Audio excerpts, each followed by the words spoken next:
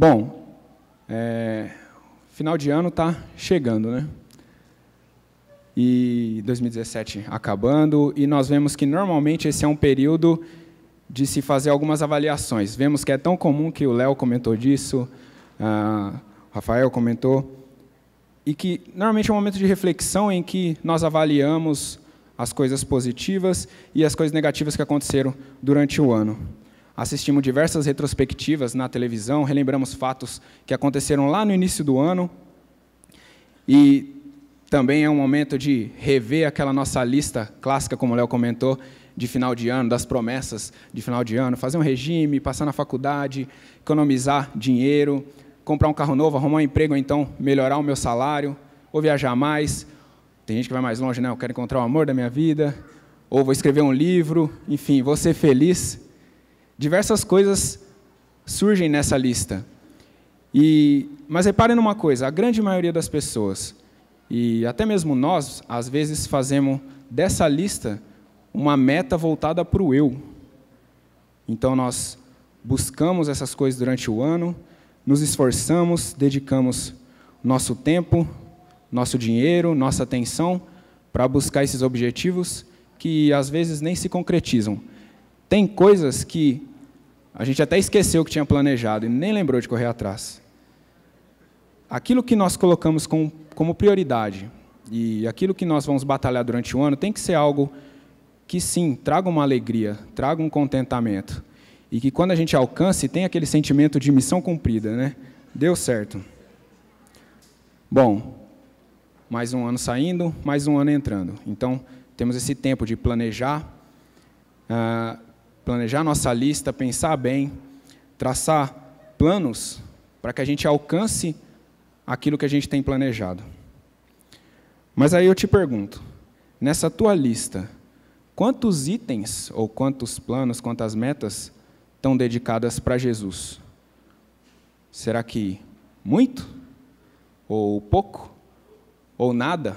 Ou então você nem tinha pensado nisso ainda? Mais uma vez, isso às vezes acontece conosco. Às vezes nós pensamos tanto nas coisas para fazer usufruto aqui na Terra, que esquecemos de listar, né? O que eu tenho planejado para Jesus? Qual vai ser a minha meta? Ou o que eu vou procurar buscar fazer para agradar a Jesus? Será que eu vou amar mais? Vou perdoar mais? Vou cuidar de algum ministério aqui na igreja? Vou me colocar à disposição? Vou deixar de pensar mal das pessoas? Vou deixar de julgar as pessoas? Eu vou orar mais pelos irmãos, pela igreja? Vou largar, deixar de lado o meu vício ou aquele meu pecado de estimação que eu tenho carregado há tanto tempo? Vou ser mais ativo na igreja? Vou falar mais de Jesus? Vou aproveitar toda e qualquer oportunidade que eu tiver para falar de Jesus? Vou estudar mais a Bíblia? Vou ser um esposo, uma esposa, um filho, uma pessoa melhor? Vou me doar mais para Cristo? Vou me dedicar mais a Deus?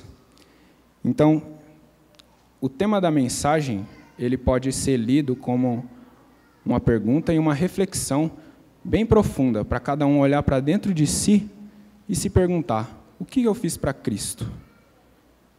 Será que durante esse ano eu fiz mais coisas para Cristo, ou será que eu fiz mais coisas para mim? Talvez essa pergunta não seja tão fácil de ser respondida, ou talvez seja. Talvez seja leve de ser respondida, ou talvez não. Então, nesse momento, muito mais do que fazer uma avaliação e uma balança dos altos e baixos que aconteceram no ano, eu gostaria de trazer aos irmãos alguns pontos em que podemos ter certeza que, se tido como metas para 2018 e para a nossa vida como um todo, com certeza estaremos fazendo por Jesus e ajudando Ele na obra aqui na Terra. O primeiro passo, no entanto, é entender e fazer uma separação. E essa separação é fundamental para o cristão saber e ter certeza dessa separação, que é por que nós fazemos o que fazemos ou por que buscamos agradar a Jesus e a Deus da maneira que nós fazemos. Que, diferente da grande maioria das religiões, em que o homem, para alcançar o favor ou para alcançar a graça do Deus dessa religião, ele tem que fazer alguma coisa, ele tem que fazer por merecer, ele tem que correr atrás para conseguir receber esse favor. Já no cristianismo, é diferente. Deus se achegou a nós primeiro. Deus ofereceu Jesus Cristo para nós antes mesmo de estarmos aqui, antes de merecermos qualquer favor ou qualquer perdão. Então, ao invés do eu ou de nós, seres humanos, esticarmos nossos braços para alcançar a Deus, Deus estende a sua mão e nos mantém na sua graça. E é por isso que nós fazemos as coisas, porque Deus fez por mim primeiro. Então, um resumo que nas outras religiões o homem tem que fazer por merecer. E no cristianismo o homem faz porque Deus já fez por ele. E é por agradecimento. Então, tido isso como claro e como verdadeiro, vem então o segundo passo, que é: o que Deus espera de mim? Qual a vontade de Deus para nós? Qual a vontade de Deus para a nossa vida? Bom, a Bíblia está repleta de ensinamentos e direcionamentos voltados para os cristãos. Jesus deixou ao longo dos evangelhos, e depois replica durante todo o Novo Testamento, vários exemplos para os seus discípulos, e os seus discípulos seguiam esses exemplos. E é esse o ponto que eu gostaria de tratar. Jesus ele tem um desejo, e o desejo dele é que nós sejamos discípulos dele. Pode ter certeza absoluta disso. Discípulos verdadeiros, aqueles que andam conforme os seus passos, que o adoram de verdade, não só de boca, mas muito mais em ação, muito mais em atitudes. E Jesus deixou um dos ensinos em Lucas 9:23, de quais condições deveríamos seguir para sermos discípulos verdadeiros. Então, em Lucas 9:23, quem puder abrir lá.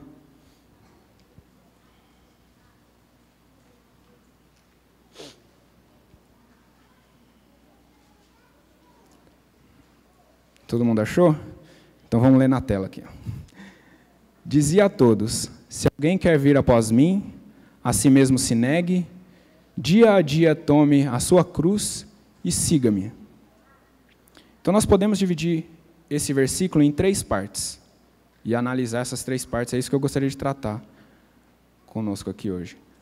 Negar a si mesmo, tomar a nossa cruz todos os dias e seguir a Jesus. Então, negar a si mesmo. O mundo hoje não, sempre, ele influencia pela busca material, pela busca do poder, ou pela busca da felicidade sobre as pessoas, não se importando com as pessoas a qualquer custo. A igreja dos homens também convida as pessoas para realizar os sonhos delas de prosperidade, de riqueza, de felicidade, de posições de honra, mas a mensagem de Deus, a mensagem de Jesus registrada na Bíblia é outra completamente diferente. Enquanto o mundo diz: pega o que é seu, conquista o que é seu por direito, isso não deixa de ser verdade, mas não deve ser o foco. Jesus diz: nega tudo isso por mim, me coloque como prioridade. Tem um trecho na Bíblia, em Marcos 10, no 17 ao 22, que um jovem rico se aproxima de Jesus. E o jovem pergunta para Jesus o que ele deve fazer para herdar a vida eterna. Jesus cita os mandamentos, o jovem, que era jovem, fala que fazia isso desde a juventude, então, desde criancinha. E Jesus olha o jovem com mais atenção e ama aquele jovem. E ele dá ao jovem a luz da única coisa que faltava para ele. Então Jesus diz, uma coisa só te falta. Vai, vende tudo o que tens, dá aos pobres e terá um tesouro nos céus. Depois, segue-me. Em outras palavras, nega os seus desejos, desapega daquilo que você tem e depois vem e me segue. Jesus sabia que o coração daquele jovem estava tendendo para as coisas materiais, mas mesmo assim ele deu a chance ao jovem de contornar aquilo e tomar um caminho diferente. Mas o jovem, infelizmente, cedeu aos desejos da carne e saiu entristecido porque ele era muito rico e tudo mais. Isso às vezes acontece conosco mesmo. Um pouquinho para frente dessa situação, tem a história de Zaqueu. Lucas narra essa mesma situação do jovem em Lucas 18, e no 19 conta a história do Zaqueu, que também era um homem rico. E diferente do jovem, ele desapegou da riqueza dele, não totalmente, mas de parte, antes mesmo de Jesus falar. Ele doou metade do que tinha aos pobres e falou que se tivesse roubado de alguém ou fraudado alguém de alguma forma, ia retribuir 4 vezes mais. Então Jesus disse: hoje houve salvação nessa casa, pois que também este é filho de Abraão. Zaqueu desapegou daquilo que tinha. Então, negar a si mesmo é colocar em segundo plano qualquer objetivo ou qualquer desejo pessoal que venha me impedir no propósito de ser um discípulo de Cristo. Negar a si mesmo é você fazer coisas pelo próximo, ter atitudes em amor ao próximo, mesmo que essas atitudes, às vezes, nos desfavoreçam. Negar a si mesmo é deixar ser guiado por Jesus, sem se importar com as consequências. A segunda parte do versículo é: dia a dia, tome a sua cruz.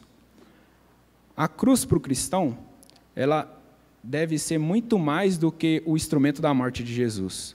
Ela é um símbolo da vitória de Jesus sobre a morte e representa aquele sacrifício de Cristo que, por meio dele, nós somos limpos e somos regenerados do pecado. Mas para que Jesus chegasse até o ponto de dar a vida para nós, ele carregou sobre si a sua cruz. Para chegar àquela conclusão maravilhosa da remissão dos pecados, por meio do sacrifício da cruz, ele carregou a cruz, literalmente e figuradamente. Jesus diz que no mundo nós iríamos passar por aflições, nós passaremos por aflições. E quando essa aflição é em favor de Cristo, isso é carregar a nossa cruz. Passaremos por provas por Deus, e isso é carregar a nossa cruz. Negaremos nossos desejos e algumas vezes nossos sonhos, porque eles conflitam com os desejos de Deus. E isso é carregar a nossa cruz. Nos esforçaremos em ir para o caminho certo quando tudo à nossa volta chama para o caminho errado. E isso é carregar a cruz. Nós nos esforçaremos por encontrar e passar pela porta estreita, quando todo mundo está chamando para o outro lado. E isso é carregar a nossa cruz.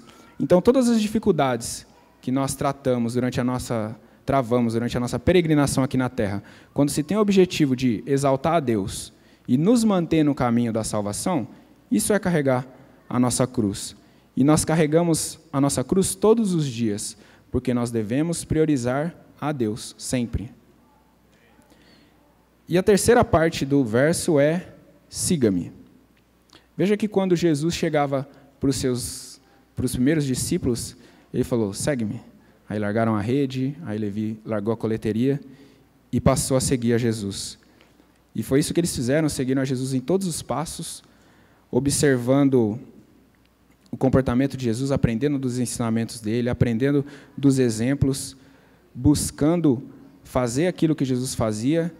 E essa relação do discípulo com o mestre, o discípulo ele procura observar os ensinamentos do mestre, aprender daqueles ensinamentos e colocá-los em prática. E quando isso acontece, normalmente o discípulo tem a tendência de ficar parecido com o seu mestre.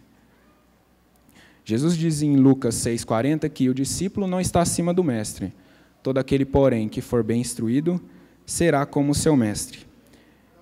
E essa semelhança do discípulo com o mestre é o ponto central do ser discípulo de Cristo. Nós imitamos a Cristo, seguimos os seus passos e vamos nos tornando cada vez mais parecidos com Ele. Então, alguém que se diz cristão ou que se diz discípulo de Cristo e não tem atitudes semelhantes às de Cristo, está se enganando e não é absolutamente nada. E seguir a Jesus, ele não é um fardo pesado, é um fardo leve, como ele mesmo diz. Muitas vezes o que torna pesado é o nosso próprio pecado e a nossa culpa, que nos faz, distorce a nossa visão, né? Não nos deixa ver os mandamentos de Cristo como algo leve, nos cega e faz com que enxergamos esses mandamentos com olhos de dificuldade, sabe? Vendo tudo como dificuldade. Então, todos os passos ditos por Jesus lá em Lucas, que é negar a si mesmo, tomar nossa cruz todos os dias e seguir a Jesus, são atitudes de amor. Jesus, em tudo que fazia, fazia por amor a Deus e por amor a nós. Por isso, nós também devemos fazer tudo por amor a Deus e por amor aos nossos irmãos. Então, naquele trecho que o William leu no início, de João que diz que um novo mandamento vos dou, que vos ameis uns aos outros, como eu vos amei a vós, que vós também ameis uns aos outros. Nisto todos conhecerão que sois os meus discípulos, se vos amardes uns aos outros. Então, o discípulo de Cristo ele é reconhecido pelas atitudes de amor de Cristo que nós temos com as outras pessoas, que temos tido com as pessoas à nossa volta. Então, veja que bacana. Jesus nos deixa uma missão de fazer discípulos e ajudar as pessoas a seguir os passos de Cristo, influenciado pelos nossos próprios passos, que devem ser os mesmos de Cristo. Então, isso é muito bacana, é muita responsabilidade, sim, mas é uma responsabilidade leve, é uma responsabilidade que Deus nos capacita a fazer, nos prepara a fazer, nos incentiva a fazer, coloca no nosso coração a vontade de fazer, quando nós deixamos o nosso coração aberto para Deus agir. Então, Jesus procura, sim, os discípulos verdadeiros, aqueles que o adorem em espírito e em verdade, comprometidos a servi-lo e a fazer a sua vontade de fato. Então, o desejo que eu tenho para nós, para esse próximo ano, é que tenhamos, sim, sonhos, tenhamos objetivos para ser alcançados e que sejam para a honra e para a glória de Deus. Mas que, na nossa mente, o nosso coração e a nossa alma tenha sempre como prioridade honrar a Deus e honrar a Jesus em tudo que a gente venha fazer. Então, que Deus tenha misericórdia das nossas fraquezas, nos dê força, nos dê clareza para enxergar qual é a vontade dEle de fato na nossa vida e que nós façamos isso, não fiquemos só sentados no banco da nossa vida sem agir da maneira que Jesus quer. Então, eu desejo a todos um feliz 2018 e que todos os nossos passos sejam para a honra e para a glória de Deus. Amém.